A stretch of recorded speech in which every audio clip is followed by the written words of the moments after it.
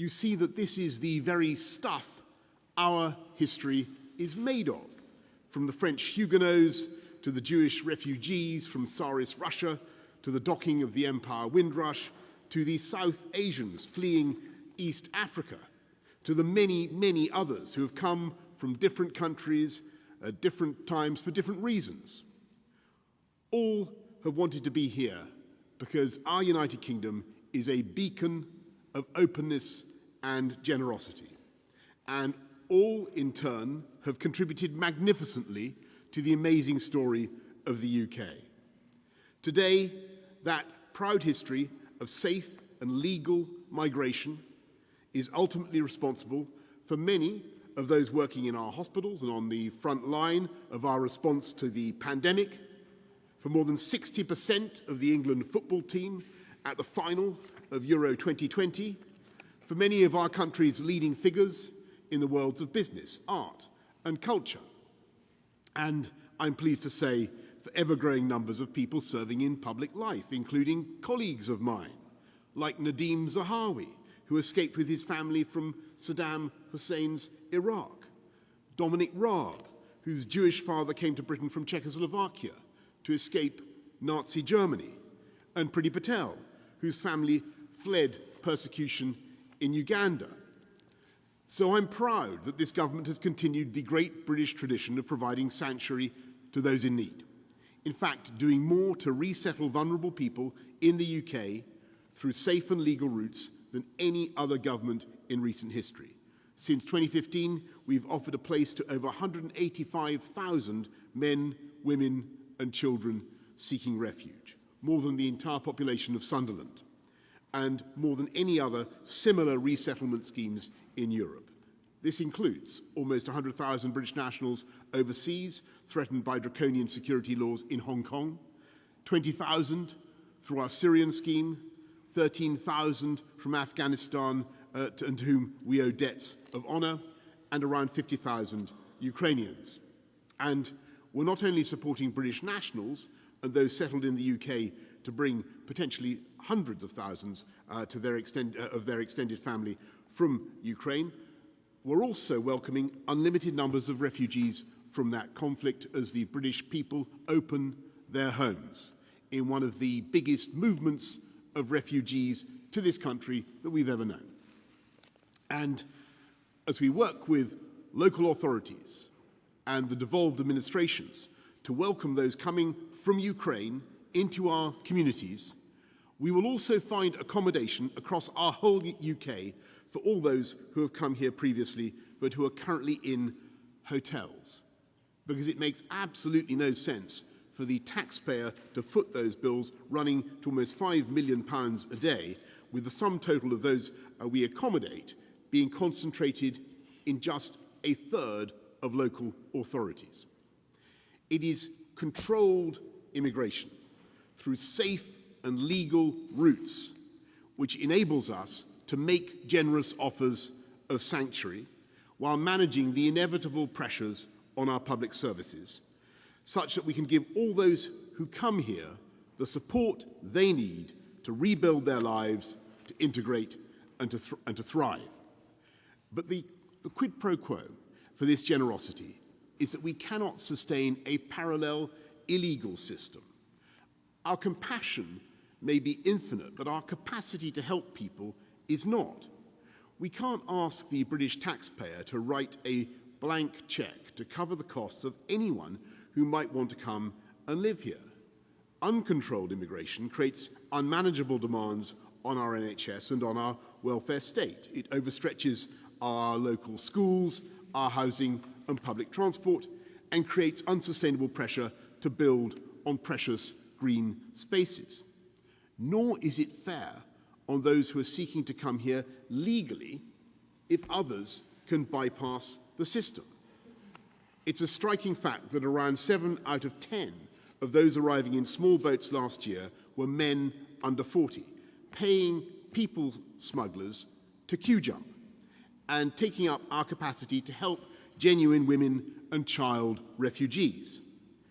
This is particularly perverse as those attempting crossings are not directly fleeing imminent peril as is the intended purpose of the asylum system, they've passed through manifestly safe countries, including many in Europe, where they could and should have claimed asylum. It is this rank unfairness of a system that can be exploited by gangs which risks eroding public support for the whole concept of asylum.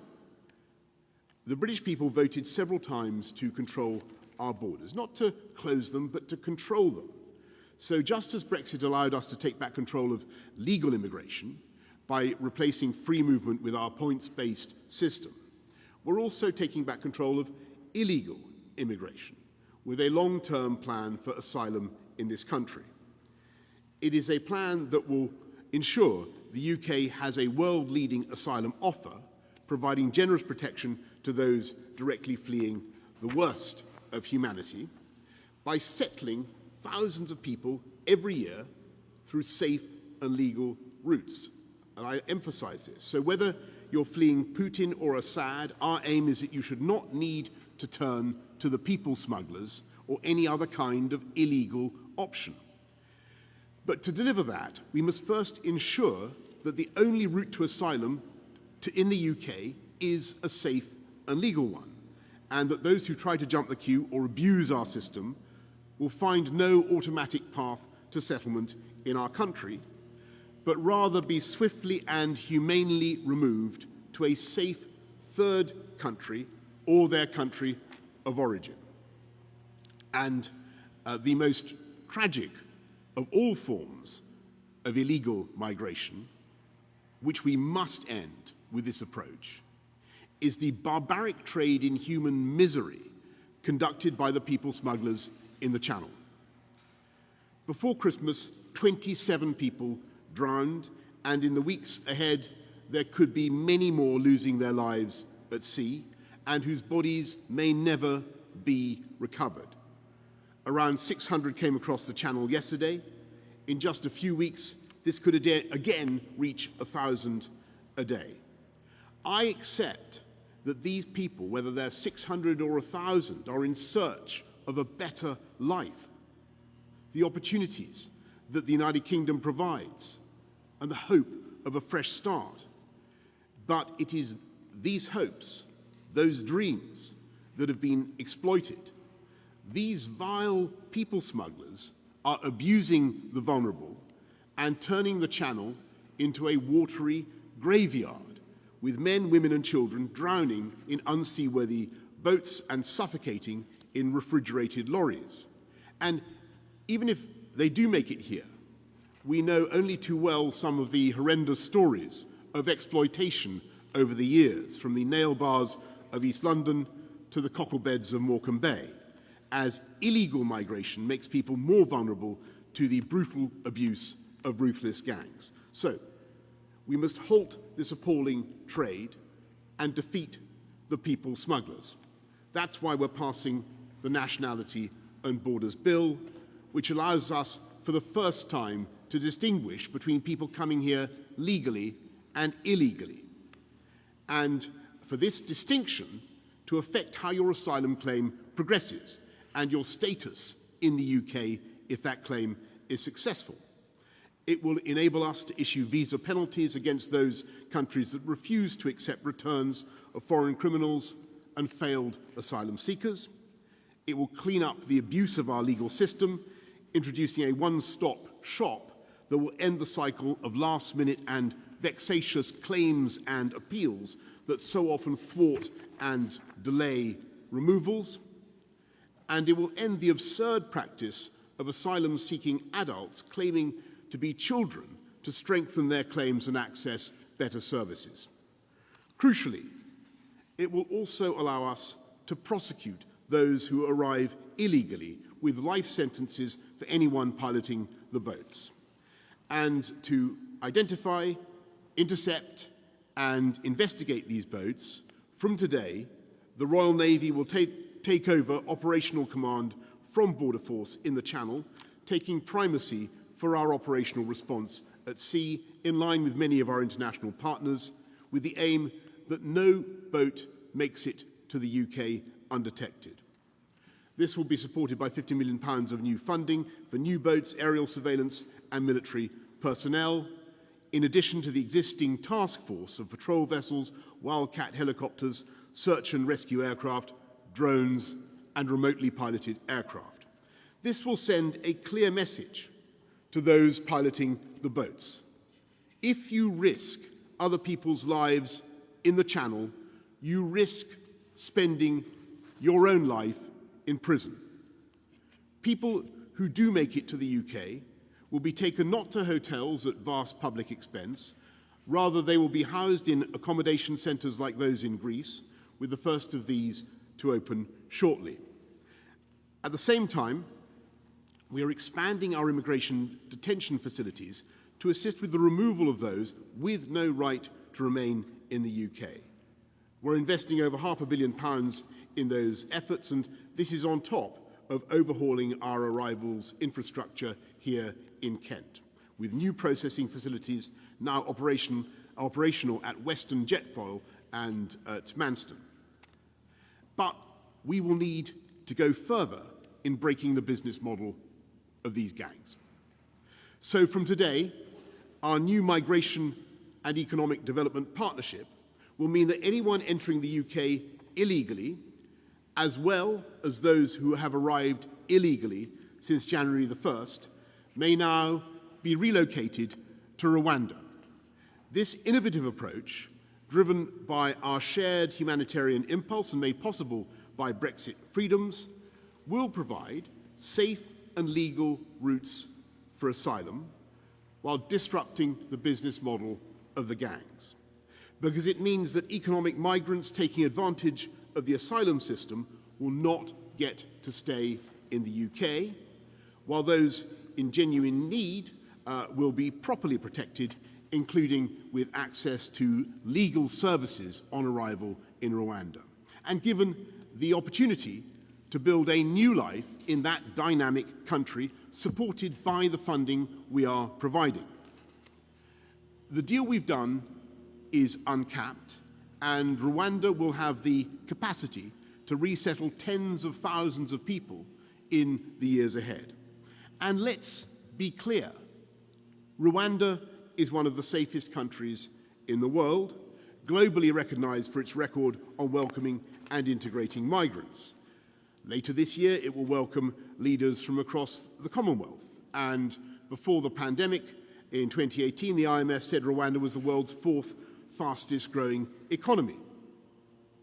We're confident that our new migration partnership is fully compliant with our international legal obligations.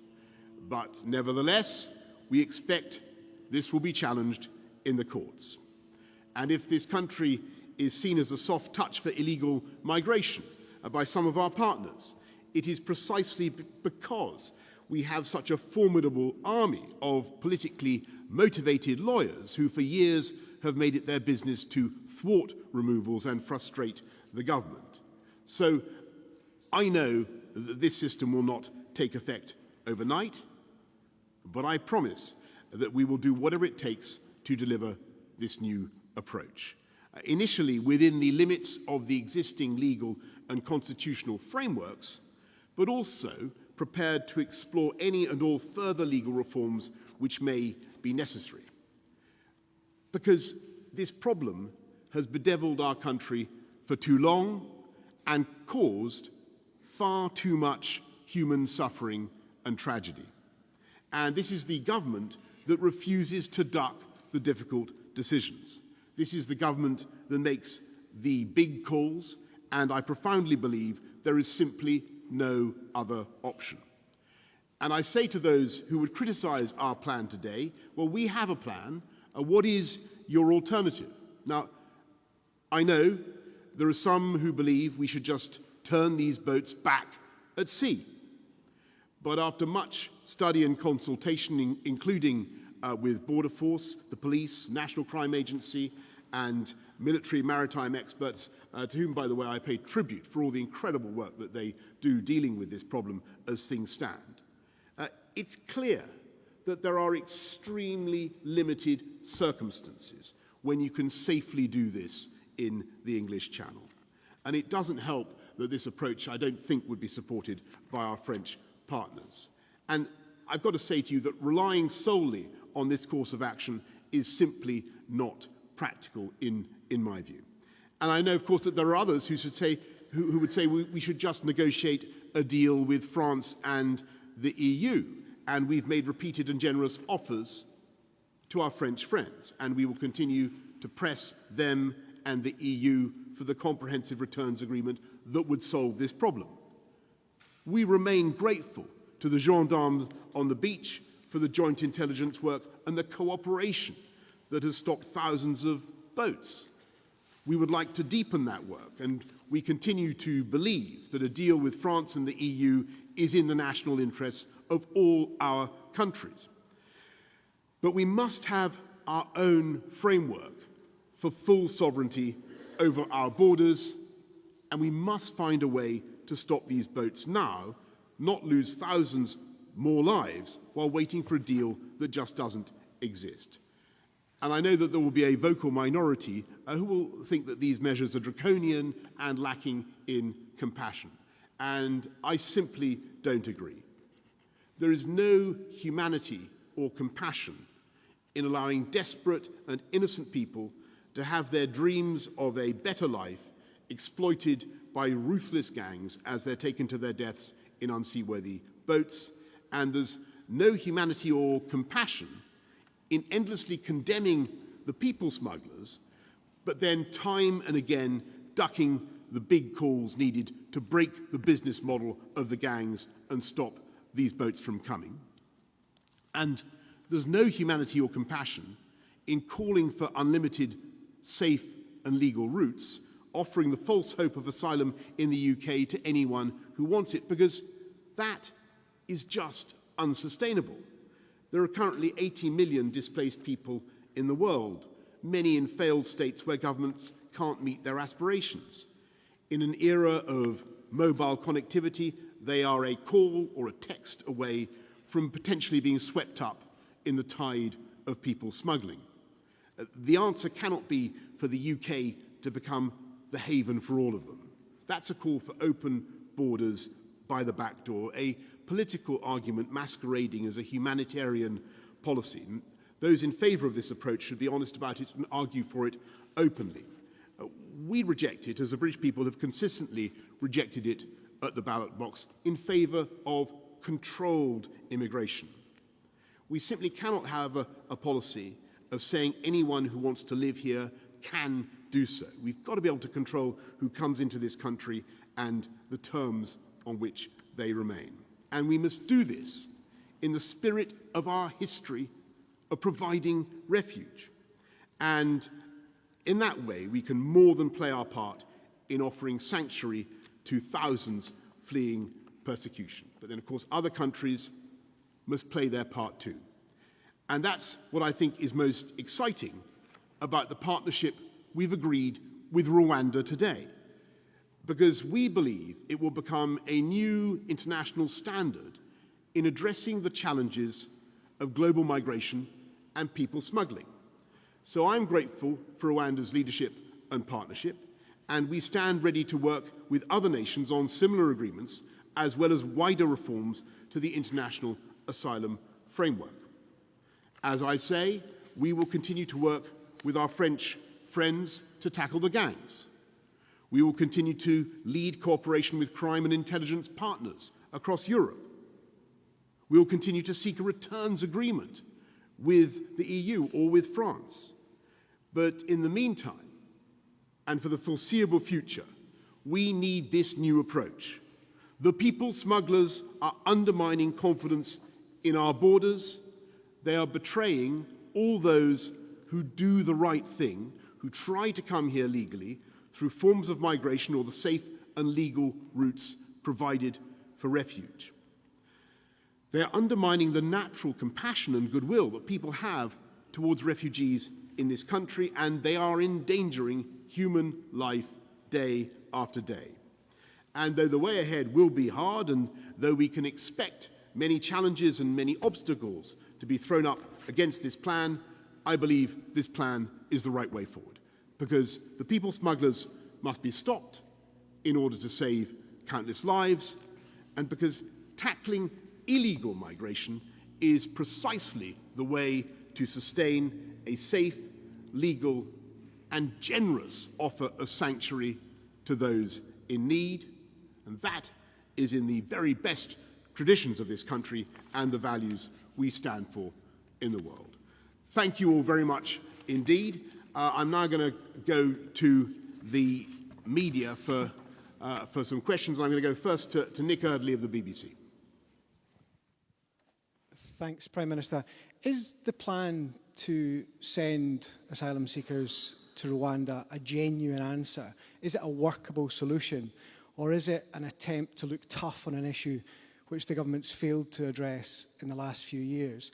And if I can ask about the fine you received earlier this week, do you still think you have the moral authority to govern? What would you say to the people watching at home who think that you have been guilty of hypocrisy for not following the rules you told them they must follow? And what would you say to the MPs who think you lied to them?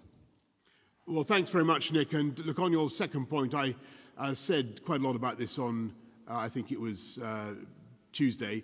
I'll be saying more when I update Parliament, as you can imagine, next week. And I think you probably have to wait until then for me to say more on that. But on whether this is a solution that is a magic bullet, as it were, that can deal with the problem of illegal migration across the Channel, I want to be absolutely clear with everybody. I think that this is necessary, but it is, of course, not sufficient. There are many other things that we need to get right. We need to make sure that our legal framework is capable of dealing with the problem, as well as the practical steps that we can take. But none of the reforms to our laws will really be any good without the basic ability to get in the heads of the people smugglers and make them understand that the deal they're offering their poor, vulnerable clients is not one that stacks up. And it's to get into the heads of the people who are coming across the Channel, risking their lives in this way, that they're much, much better off going for the safe and legal routes that we have, rather than paying to jump the queue and to risk their lives. Because if they go that way, if they come across the Channel illegally in these vessels, then they risk, as I've explained, ending up not in the UK but in Rwanda. And that is something that I believe will, over time, prove a very considerable deterrent. But there are several things that you've got to get right in addition to that policy, not least the legal framework. Because I've got no doubt at all that this will be challenged, and there will be a long way to go. But it's an indispensable component of the solution. Anushka Astana, ITV. Thank you, Prime Minister. Prime Minister, the people you're talking about say they are fleeing persecution, and they often come from countries where there are no safe routes here in the UK. Why are you sending them with one-way tickets to a country where there are reports of ill treatment and torture in detention centres, and that your own government criticised last year for failing to investigate these alleged human rights violations? And a quick question, because I'm not patient enough to wait, so I hope you will answer it. But on Tuesday, you've admitted that you unknowingly misled Parliament. I just want to understand if you're going to put the record straight. Yeah. Thanks. So on the second point, again, Anushka, forgive me, you're going to have to wait until I come to Parliament. Of course, I will set the record straight in any way that I can. But on the your point about safe and legal routes, I just think it's crucial for people to understand that the UK is very, very generous, and we should be proud as a country of what we do to welcome people. 185,000 just in the last few years, and it's not just the people who came under op pitting from Afghanistan. We're opening our arms to more. What we're doing with the Ukrainian scheme is two uncapped systems of looking after people coming from Ukraine. this is a country that is built on successful immigration by safe and legal routes. But what we're trying to do is to buttress that, to shore it up in people's imaginations, to make sure that people believe in it and trust our immigration system by cracking down on the illegal approach and on the people smuggling. And I just want to say something about Rwanda, because I think there's a risk of stereotyping here. And Rwanda is totally transformed over the last few decades. It's a very, very different country from what it was. And we are making sure that we have a very, very high degree of confidence about the way people will be received in Rwanda. We're today publishing a long memorandum of understanding between the UK and Rwanda about how they will be received and treated. And this is not something that we have put together overnight. This has been 9 months in preparation. So I would just urge people, not to think in a blinkered way about Rwanda. There will be, I think that this is the prototype of a solution to the problems of global migration flows that is likely to be adopted by other countries. I know that there are other European countries that are already in similar discussions, not just with Rwanda, but others. Billions of people are going to be moving across the face of the planet. We need sensible partnerships to address those flows. Theo Usherwood of LBC. Prime Minister, last year more than 28,000 migrants crossed the Channel. Is your aim to bring that number down, and what will you do if this policy fails to do that? And just on Partygate, you told the Commons on December the 8th that it goes without saying that if the rules were broken, and then there will be disciplinary action for all those involved. When you go to Parliament next week and you speak to MPs and you're in the House of Commons, will you detail what that disciplinary action is that you've imposed on those who work for you and indeed yourself? Yeah.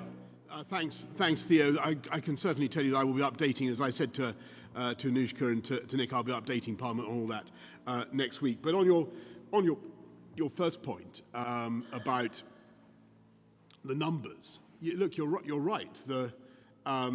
The numbers were high last year, but this year they're going to be even higher. There's no doubt about it. I mean, they're already just in the first few months of this year, they're higher than they were over the comparable period last year. They're growing. This is the people smugglers are now becoming very adept. They're getting their boats, these frail things that you'll have seen. They're getting them in huge numbers. It looks as though they're being manufactured to order in China. They have a whole system going now, and we need in a humane and compassionate way to interrupt their business model. They're making, I think Dan told me, what, 350,000 euros a boat, something like that. This is a lucrative trade for them. It is an evil trade, and it's undermining people's confidence in safe and legal migration. We need to emphasize the safe and legal routes and undermine what the people smugglers are doing. And I just want to be absolutely frank with people, Theo. This is not something, or this is, I think, the deal that we're doing with Rwanda is an essential part of the solution, but it is not the total solution. It is a part of it is one of several steps that we're taking to beat the problem. John Stevens, Daily Mail. Hi, thank you, Prime Minister. Can I just clarify, is it your aim to bring the numbers crossing the Channel illegally eventually down to zero? And on your relationship with Rishi Sunak, is he in danger of being moved as Chancellor, or can you say today that he's got that job for as long as he wants it? Yeah, sorry. So yes to the second, and yes to, I think, to the first. Obviously, we do want to make sure that I'd like to get it down to zero. I think everybody in this room would like to get it down to zero. I think people in this room do an absolutely heroic job, and it's incredibly difficult to get the balance right and to be firm, but also to be humane and compassionate to people, very, very vulnerable people who are, doing something that is extremely brave and extremely dangerous, and which they shouldn't be doing. What we want to show people is that this is not only dangerous, but also likely to end in in failure for you, that you're taking the wrong step, that there is a better solution, and you should wait and go via the safe and legal route and not fall victim to the people smugglers. That's what we're trying to do. Aubrey Allegretti from The Guardian. Thank you, Prime Minister. On top of the concerns about the human rights record of Rwanda, where people who will be fleeing to the UK might obviously be sent because they're facing persecution at home, there's also a cost element. One estimate puts it at £2 million per person per year, and a Conservative MP, Andrew Mitchell, has suggested it would be cheaper to put people up at the Ritz instead. So are you comfortable with the cost element of the plan? And on the party situation you faced, why do we have to wait another week? Can you tell us whether or not you're going to rule out resigning, whether you faced 1, 2, 3 or more fines? Thank you. Okay, so Aubrey, second question, I redirect you to what I said earlier on. I'm afraid that that won't give you any particular surprise. I said quite a lot about this on earlier in the week. I think I should wait till Parliament gets back to update Parliament fully. And on your point about cost, look, what's happening already? The asylum system is already costing this country £1.5 billion a year. The hotel costs are now £5 million a day. You talk about the Ritz. They're now £5 million a day, and it's climbing. And unless we can beat the business model of the gangs, I'm afraid it will continue to climb. And what we need to put in place is the deterrent system that will change their minds, make them see that they've made the wrong deal and that there's a better path for them if they really want to come to the UK. And that's what we're doing today. Last question to Jonathan Riley of The Sun. Prime Minister, can you guarantee to the British people that under your premiership there will be no more small boats? And secondly, the Home Secretary is in Kigali today. Would she not be better off being in Paris, speaking to the French officials there and prioritising a bilateral deal with France to stop this? And are you confident that post-French elections that deal will be struck? Thank you. Look, I think that's really, Jonathan. I think that is the most important issue that you've touched on, and I think it's the issue that's uppermost in everybody's minds because who studied this problem. And so, can I guarantee that we're going to get rid of the small boats problem? No, obviously not. I think that what we can hope to do is to demolish the business model and greatly to deter those who come here. But to say that we're going to get down to zero anytime soon is unlikely. And what we're proposing today is, I think, certainly a radical plan, but it will take a while to come fully and properly into effect. But I just want to say on France and on Paris, and many other ministers have been continually in Paris over the last couple of years, trying to negotiate a returns agreement, trying to sort this problem out. And it has been disappointing and frustrating that we've been unable to do that. The French say it needs to be done at an EU level. That hasn't been negotiable either. In my view, and the view of many people who studied this, there is more that could be done to intercept people at the French side.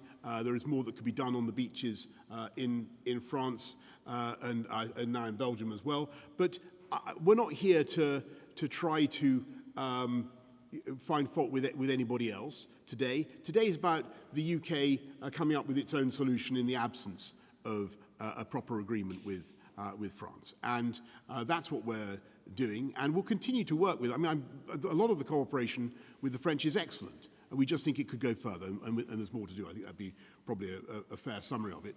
But in the meantime, before we get that, what we need to do is have a more radical solution that enables us, as the UK, to offer our own package and to undermine the business case of the people traffickers, and that's what we're doing. That's the purpose of this whole package: the military primacy, the new reception centres, and the new migration and economic partnership deal with Rwanda. That's what we're trying to do. I'm not going to pretend it will work overnight, but I do believe that in time, this is the best way forward. It is the morally right thing to do. It's the humane and the compassionate thing to do as well, because we cannot have people continuing to die at sea, paying huge sums to evil people traffickers who are simply exploiting their hopes and their ambitions. We need to encourage them to take the safe and legal route if they want to come to this country. Thank you all very much. Thank you. Thank you.